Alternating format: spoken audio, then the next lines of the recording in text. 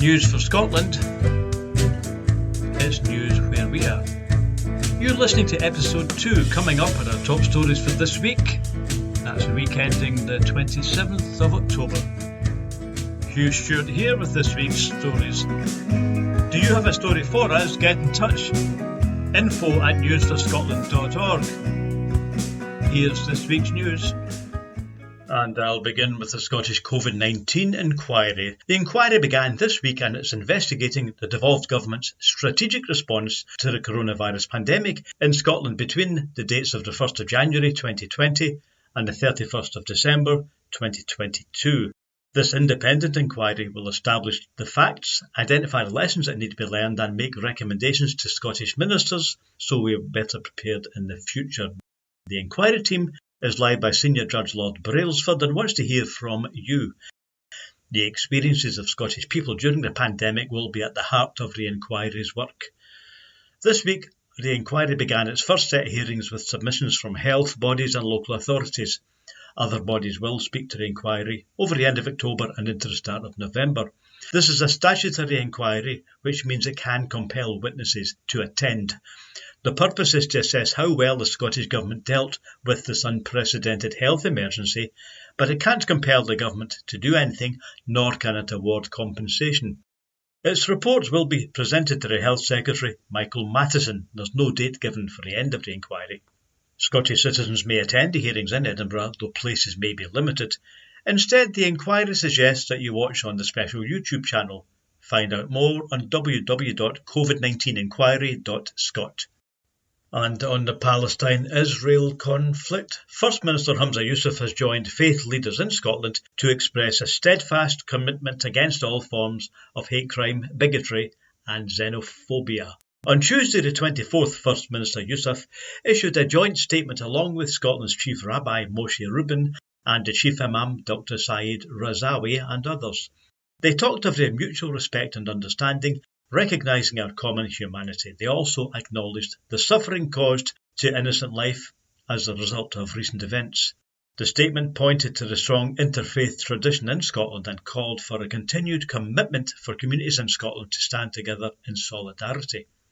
The First Minister made a statement to Parliament on Tuesday outlining the Scottish Government's neutral position on the conflict, calling for aid to be allowed into Gaza and for an immediate ceasefire. Here's a part of the First Minister's statement in Parliament. I am steadfast in my commitment to solidarity and to our strong tradition of inclusion and interfaith working across Scotland. I was pleased to be able to bring together senior rabbis and imams to put their name to a joint statement, clearly stating that they will not be divided and they stand together against hatred in any form. We all know that there are those who say that violence is inevitable. It's an eternal constant of our human condition. They're wrong. The human capacity to love is far greater. Only days before Hamas's horrific attacks, thousands of women from the Israeli movement Women Wage Peace and the Palestinian movement Women of the Sun, they held a joint march for peace on the 4th of October, demanding an end to the historic cycle of bloodshed.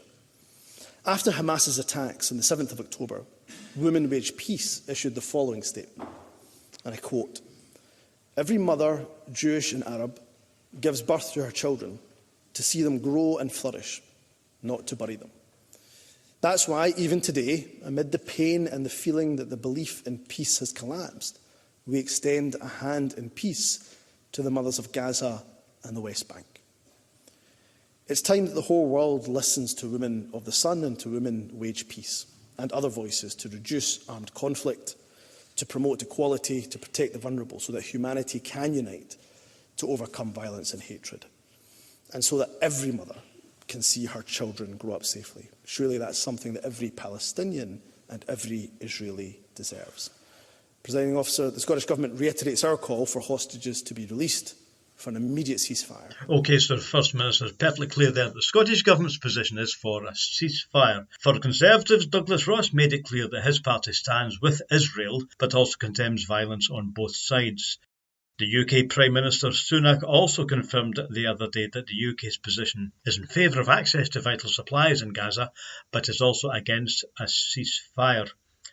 Both Douglas Ross and Anas Sarwar had already expressed their sympathy to the First Minister concerning his in-laws who are stuck in Gaza. On the video link, Anas Sarwar gave Scottish Labour's position on the conflict, and here he is, also in the Parliament on Tuesday. Thank you, Presiding Officer. Everyone at Scottish Labour stands with those who have been affected by the crisis and bloodshed in Israel and Palestine. And for those with family in Israel and Palestine, like Hamza Youssef, this must be a time of great anxiety and worry, and they're in my thoughts at this time. Presiding Officer, we all unequivocally condemn Hamas and their actions. There is never any justification for targeting civilians or the loss of innocent life. And I think particularly of the family of Bernard Cowan, a Scottish citizen who was one of the many murdered in that horrific act of terror. And while Israel has a right to defend itself, it must act in accordance with international law. Hamas is not Palestine. There is no justification for the collective punishment of the people of Gaza. So let me be clear, withholding water, electricity, food and medicine is a breach of international law. It may feel so far away, but I still believe in the cause of peace.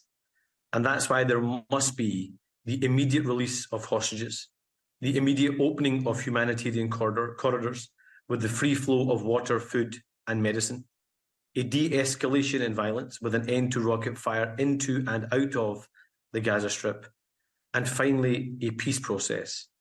Because sadly, right now, we have no peace and we have no process. That means a two-state solution which delivers peace, freedom and security to the people of Israel, and peace, freedom and security to the people of Palestine, with an end to occupation and illegal siege. Because, Presiding Officer, only when every life is treated as equal will we be able to see peace.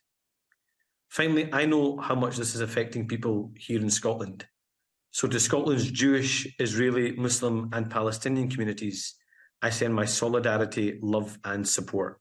And Sarwar on Tuesday speaking to the Scottish Parliament, he was on the big screen, so he made it clear that Scottish Labour's position is that some of the Israeli actions constitute collective punishment of Palestinian civilians, and he also made it clear Scottish Labour regards that as a clear breach of international law. Now let's look at the latest up to Wednesday anyway from the Gaza conflict. Reuters reported on Wednesday that 6,546 people have been killed in the recent weeks, and that includes 2,704 children. Those figures are from Gaza officials. Israel intensified its bombing on southern Gaza overnight, Tuesday, Wednesday, with officials in the Hamas-run enclave saying that record numbers again are being killed, and one strike brought down several apartment buildings in Khan Yunis. This is something not normal. We have not heard before something like this, said Kader Abu Oda, one of the many stunned residents waiting for an excavator to lift rubble so they could look for survivors. Palestinian anger over the deaths has been increased by the sense of betrayal, as many of those who obeyed the order to move south are also being killed. The Israeli military says that Hamas, which took control of Gaza in 2005, has entrenched itself among the civilian population everywhere. Helping children through the criminal justice system. Back to Scotland now. In case of family abuse and cruelty, children are often the victims or eyewitnesses to traumatic events. The justice system may fail to deal sensitively with the emotional needs of children innocently caught up in legal proceedings. The Bairns Hoos scheme is Scotland's version of the Barna Hoos system developed in Iceland.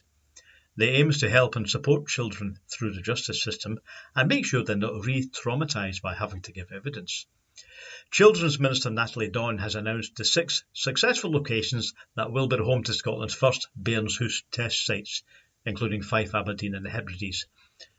Dougie Dunlop of Child Protection Fife said that Fife now has the opportunity to further develop its approach in supporting children and families who have suffered harm. By bringing all the key services together in a child-centred facility, it will be easier for children and families to get the support they need in difficult circumstances. Barna Hoos is based on the child advocacy model adopted in the US in the 1980s and was first implemented in Iceland in 1998, followed by other Nordic countries, and now widely adopted across Europe. Barnahus founder and member of the United Nations Committee on the Rights of the Child. Bragi Gunbrandsson said that she was delighted that Barnahus is being implemented in Scotland and that this important milestone shows that Barnahus can be adapted to different contexts, cultural traditions and legal systems while retaining the same core concepts of multi-agency working. The Scottish Government is putting £6 million into this stage of the Barnahus scheme. If you have a story for us, why not send it in? Our email's info@newsforscotland.org. Now, the other day, the First Minister visited Brechin, where River Street overflowed. Storm Babette caused extensive damage and took lives as it deposited huge volumes of rainwater across Angus, Tayside and parts of Aberdeenshire last weekend. The First Minister visited Brechin on Monday to see the damage caused when the South Esk River flooded parts of the town. Thanking the emergency services, the First Minister said that the process of assessing the full amount of damage caused by the storm is now underway. Margot Williamson, Chief Executive of Angus Council, also paid tribute to those assisting, including the Red Cross, Voluntary Action Angus and Tayside 4x4 drivers. Margot Williamson added that care and support of Angus residents is the Council's absolute priority, particularly for those who are displaced. She said, "We are now firmly focused on making a full recovery, and this work has already started." Have you ever wondered how Scotland's government prepared for disasters and emergencies? Well, we have our own Situation Room in Edinburgh, and Yvonne has a story coming up on that in a few minutes. But first, Yvonne also has a story from the Joseph Rowntree Foundation, which has the report looking at different aspects of poverty between Scotland and other parts of the UK. Here's Yvonne. Destitution in the UK. Scotland is doing better. A report from the Joseph Rowntree Foundation, published this week, shows that Scotland has improved its destitution figures when compared to England and Wales. Defining destitution as the people's inability to meet their basic needs to stay warm, dry, clean and fed, it found the UK-wide increase as shameful, though Scotland had by far the lowest increase in numbers.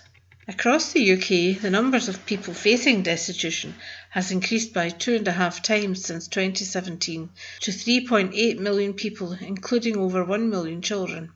Joseph Rowntree Foundation believes that welfare policy in Scotland is starting to open up a gap between Scotland and other parts of the UK, and thinks that measures such as the Scottish Child Payment are beginning to make a positive difference. For example, in their previous report in 2019, Glasgow was one of the worst places in the UK for destitution. In the latest report, the city had dropped by 16 places to 26th worst out of 30 locations. The report found that at a regional level, London had the highest destitution levels in 2022, followed by the North East and the North West of England, and then the West Midlands. Figures were highest in the London borough of Newham. For the Scottish Government, Shirley-Ann Somerville estimated that 90,000 fewer children will live in relative and absolute poverty this year as a result of Scotland's policies, with poverty levels 9 percentage points lower than they would have otherwise been. Joseph Rowntree Foundation point out, however, that there is no room for complacency. Like the rest of the UK, Scotland is still facing an increase in poverty. The difference is that it's increasing faster south of the border. Thanks, Yvonne. And from the war on poverty to Russia's war on Ukraine, President Volodymyr Zelensky said on Wednesday Ukraine would strike back against Russia this winter and not just be on the defensive if Moscow again attacks the national power grid. Ukraine fears that Russia plans to bomb key energy infrastructure to demoralise the population. Millions of Ukrainians faced sweeping power cuts last winter as Russia attacked power facilities with missiles and drones. We're preparing for the terrorists to strike energy infrastructure. This year we will not only defend ourselves, but we will also respond, Zelensky told the Telegram messaging app. Russia, which has called energy infrastructure a legitimate target, conducted regular long-range strikes using strategic bombers and warships last winter to fire cruise missiles from hundreds of miles away, with Ukraine largely unable to respond. Though it doesn't have such long-range armaments at its disposal, Ukraine has since increased its strike capabilities significantly, producing drones and obtaining Western weapons like the Storm Shadow cruise missile and long-range ballistic missiles known as the ATACMS. Last week, Ukraine said it had used US-supplied ATACMS for the first time, inflicting heavy damage on 2 airfields in Russia-occupied areas. Ukraine has conducted strikes in recent months on the peninsula of Crimea, which Russia seized and annexed from Ukraine in 2014. It has also used seaborne drones packed with explosives to attack Russian naval vessels. We have a feature on climate change with Dr. Joe Murray coming up later in this podcast, but next we've been reading a report on the transition away from dangerous fossil fuels. Here's Yvonne again with that story. Are the days of big oil over? World fossil fuel demand may peak by 2030, with more electric cars on the road. China's economy growing more slowly and itself shifting towards cleaner energy, according to the International Energy Agency, undercutting the rationale for any rise in fossil investment. IEA report contrasts the view of oil producer group, the Organisation of the Petroleum Exporting Countries, or OPEC, which sees oil demand rising long after 2030 and calls for trillions in new oil sector investment. In its annual World Energy Outlook released on Tuesday, the IEA said peaks in oil, natural gas and coal demand were visible this decade in estimates based on governments' current policies. The first time this has happened. The transition to clean energy is happening worldwide and it's unstoppable. It's not a question of if, it's just a matter of how soon. And the sooner the better for all of us, said IEA Director Fatih Birol. Governments, companies and investors need to get behind clean energy transitions rather than hindering them. The IEA's report shows world demand for the 3 fossil fuels peaking by 2030. While coal use enters a steep decline after 2030, gas and oil use remain close to peak levels for the next 2 decades. Still, the IEA also said, as things stand, demand for fossil fuels will remain far too high to keep within reach of the Paris Agreement goal of limiting the rise in average global temperatures to 1.5 degrees Celsius. By 2030, the IEA expects there to be almost 10 times as many electric cars on the road worldwide. Clean energy laws will reduce demand for traditional car engines. In America, Biden's Inflation Reduction Act means that 50% of new cars there could be electric by 2030. China too is going electric. More than half worldwide sales of electric cars in 2022 were in China. Whatever OPEC thinks, the IEA is clear that an orderly transition away from fossils to clean electric technology is now on the agenda. Thanks, Yvonne. And your story on big oil, of course, leads us to the feature we promised you.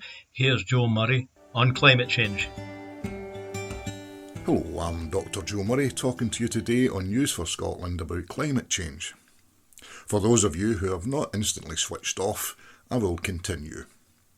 She wasn't the first, of course, but when Scotland's First Minister at the time, Nicola Sturgeon, came out and stated that the world does indeed have a climate emergency, there were many who refuted the scientific evidence. Most of them were, or are, those who make billions from causing the damage.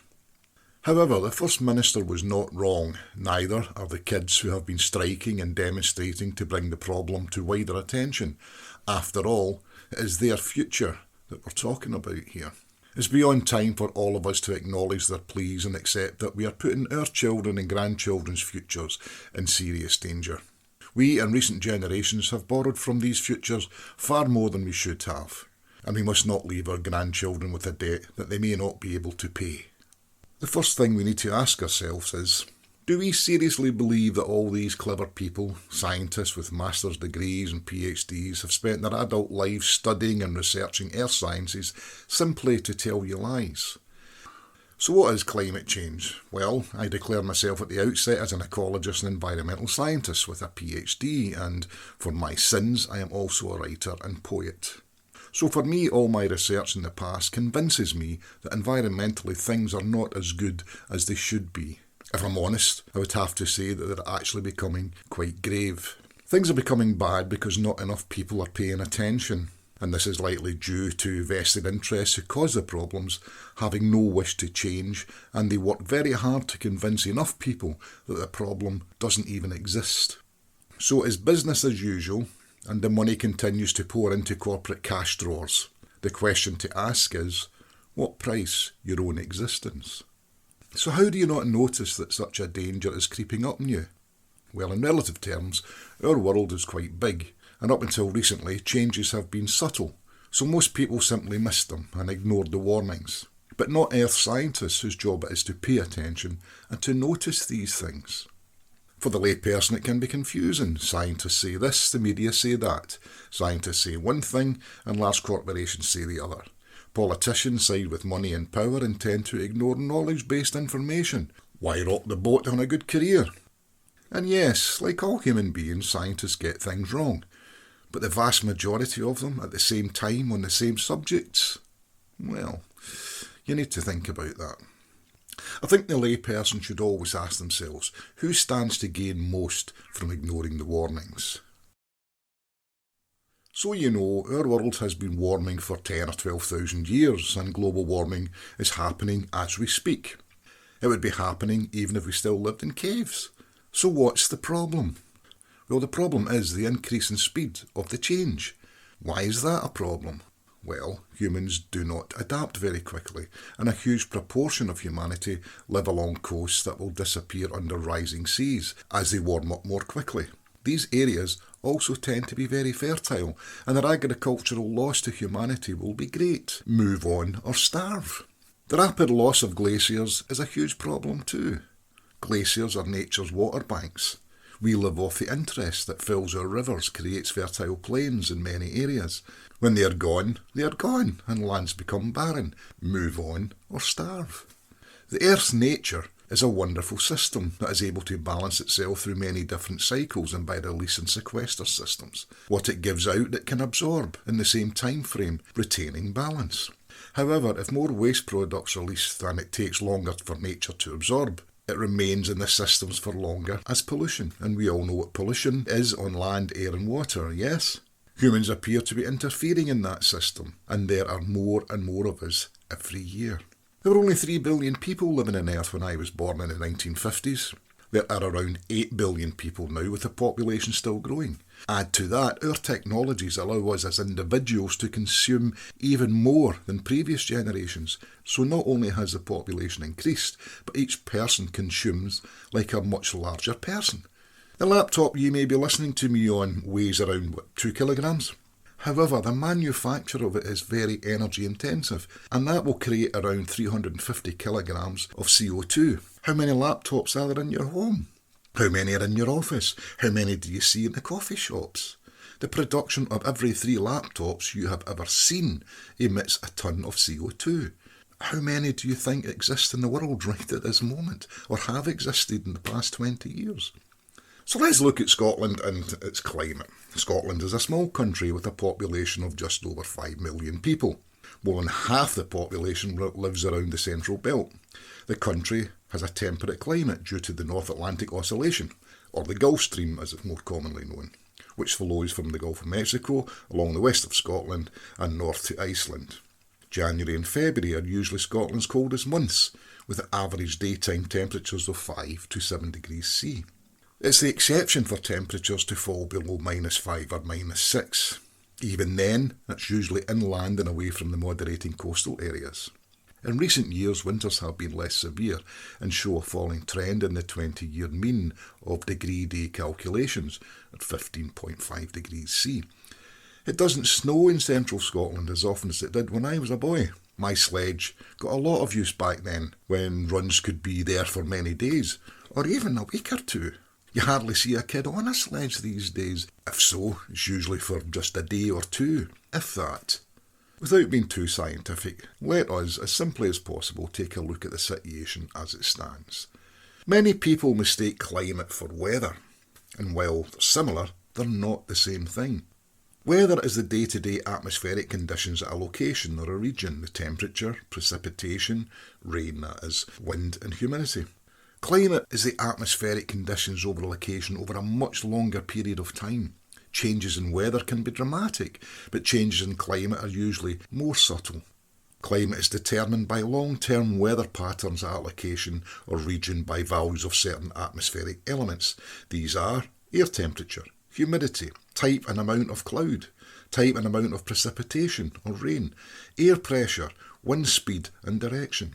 A change to one of these weather elements may provide the impetus or changes in other elements. Scientists look at 20-year or longer means or averages, and by comparing lots of these data gathered over time can identify the climate trends. Meteorological scientists for a long time now have been forecasting changes to climate due to Earth warming up. So how do we know that the Earth is warming up?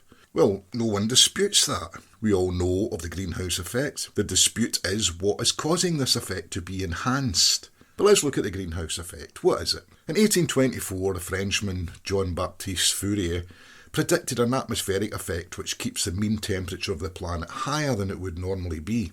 This effect later became known as the greenhouse effect, the analogy of which is a simplified view of what is a complex process. But let's look at this simplified effect. In a greenhouse, the glass allows shortwave ultraviolet light to pass relatively freely and gives off long-wave infrared light, which does not pass back through the glass very quickly, therefore remains and heats up the space. The Earth does not have a glass roof, but atmosphere works pretty much the same way as the glass. Nitrogen and oxygen between them make up 99% of our atmosphere, but they do not restrict the passage of infrared light, therefore do not contribute to the greenhouse effect. Among the remaining 1% are gases including water vapour that create the greenhouse effect. These many other gases are trace elements in the atmosphere, and in relative terms they are very small amounts of each.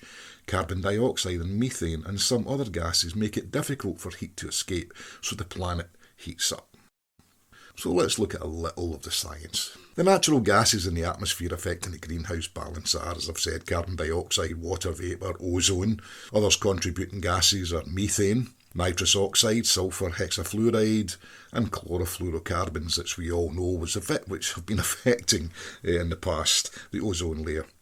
Greenhouse gases are not limited to this list. They are all trace elements in the atmosphere, making up, as I have said, only 1% of the atmosphere.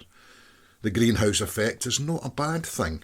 It is, in fact, crucial for life as we know it on Earth, because without it the mean temperature of the planet would be around minus 20 degrees centigrade.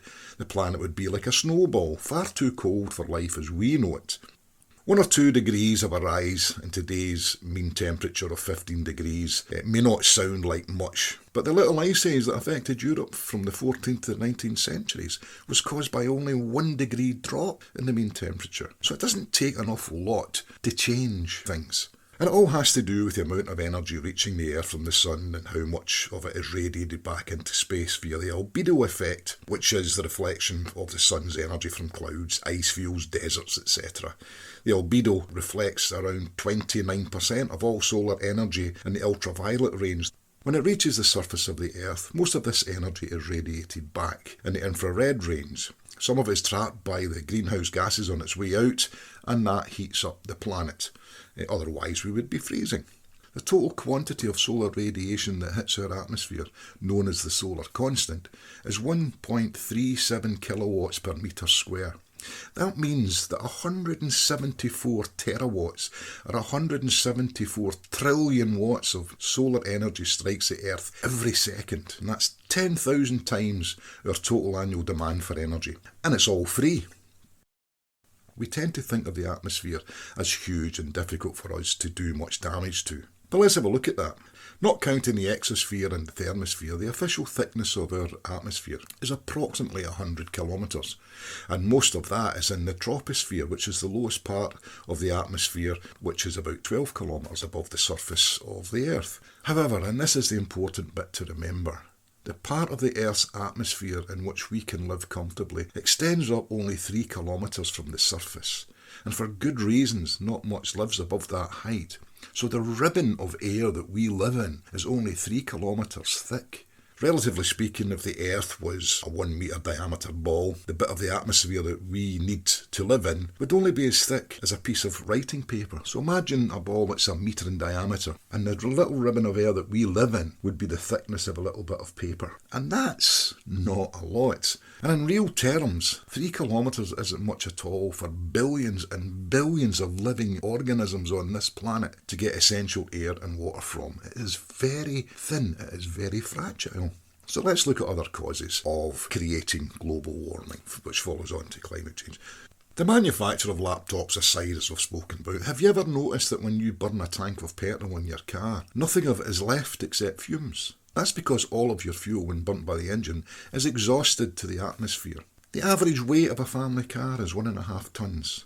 The average pollution from a family car per year is around 0.6 tonnes of CO2 and other gases. There are 36 million cars on the roads in the UK, so that's 22 million tonnes of greenhouse gases pumped, mainly carbon, pumped into the atmosphere every year from family cars. That little ribbon is where it's getting pumped. Every 4 years, almost 1 billion tonnes of CO2 from UK family cars finds its way into that little ribbon of air that we need to live off. And that is just family cars. It's not counting the carbon emitted from power generation, other industrial processes, all the vans, buses, lorries you have ever seen, aeroplanes, boats, ships, railway trains. As time moves on, this thin ribbon of air becomes more fragile. All this from CO2, a trace gas we have boosted from 0.00029 of our atmosphere at the beginning of the industrial age to 0.00041. Today, that's 45% increase and the highest level it has ever been in 800,000 years. Such a small figure with such a potentially big impact. And do you still think it's not us?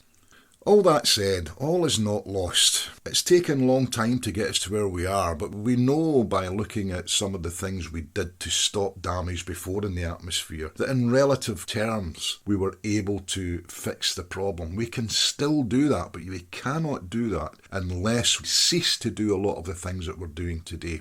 It means changing some of the ways that we live, but we're doing this for future generations. To end, I would like to quote the great poet and filmmaker Jonas Mekas.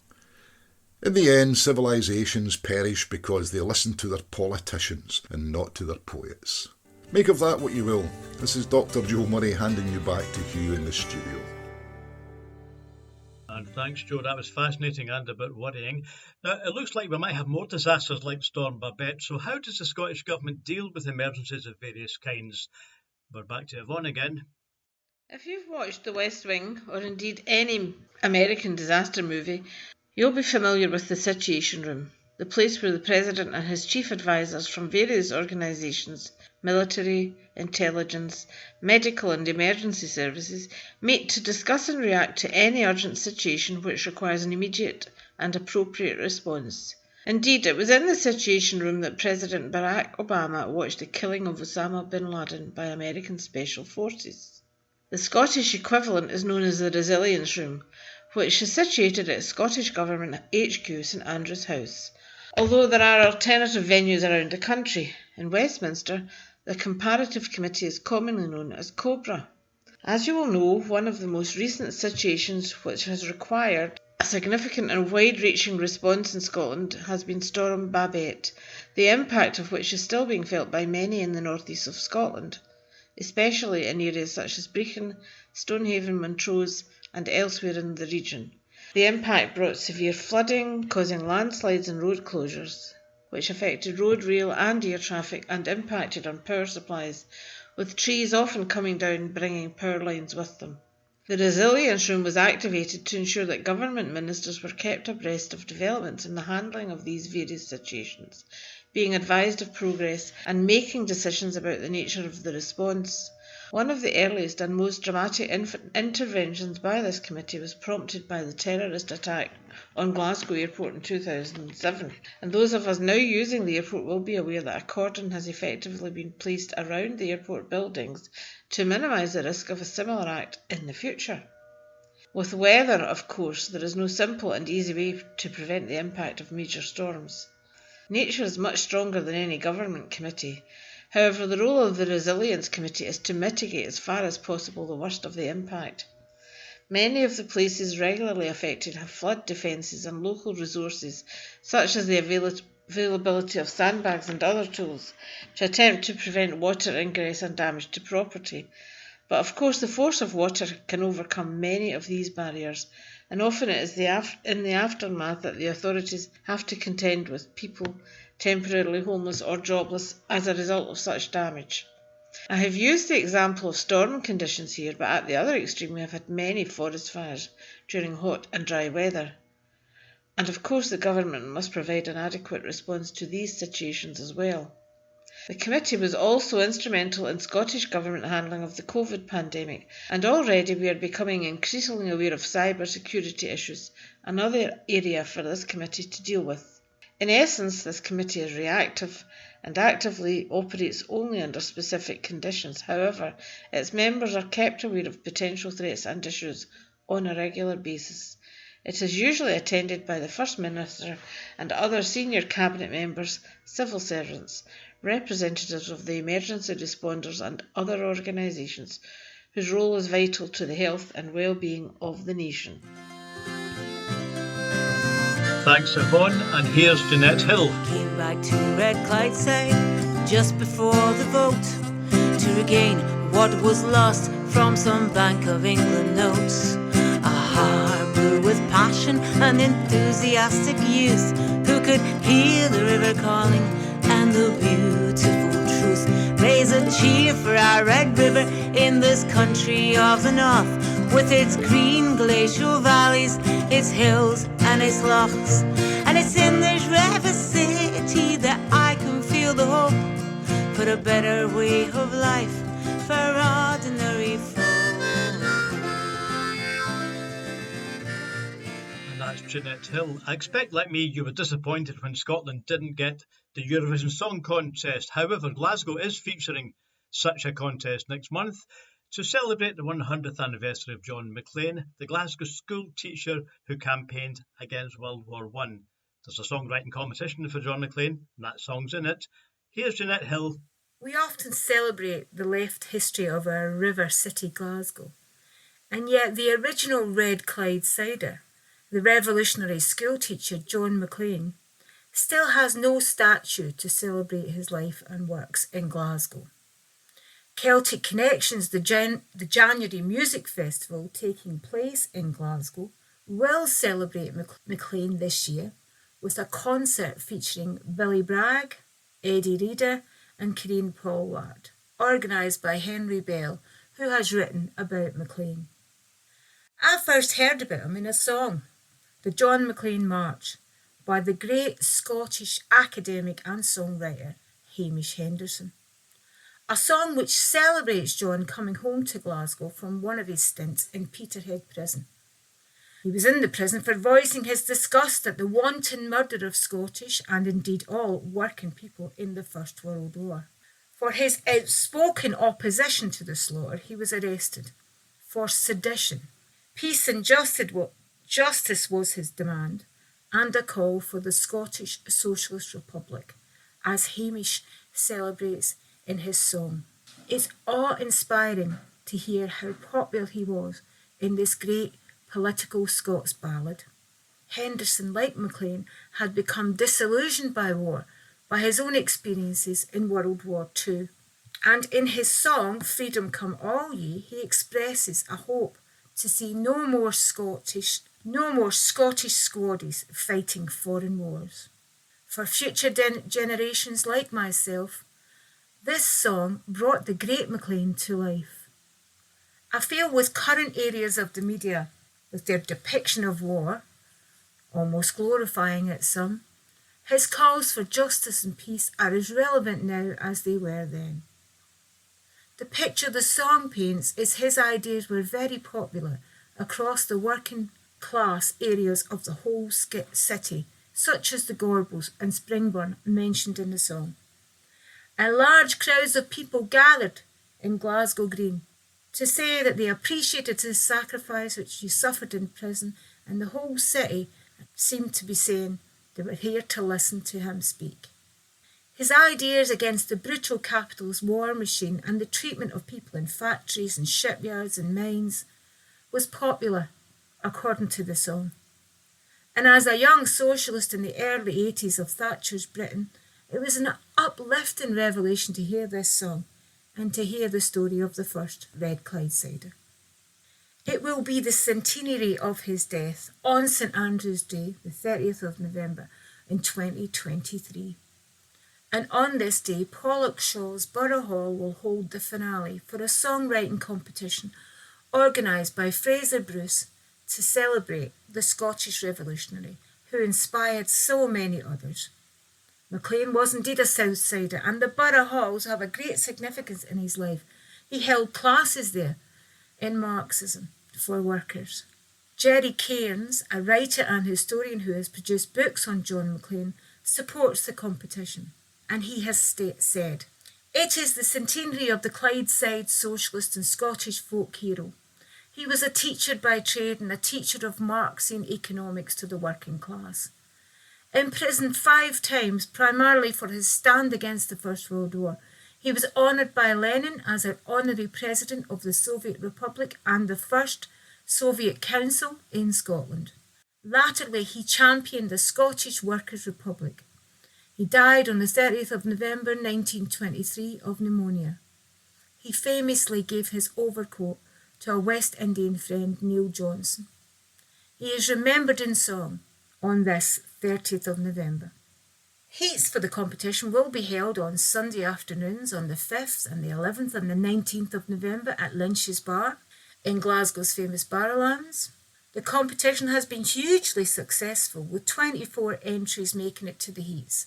Someone should let Glasgow City Council know a statue would be popular.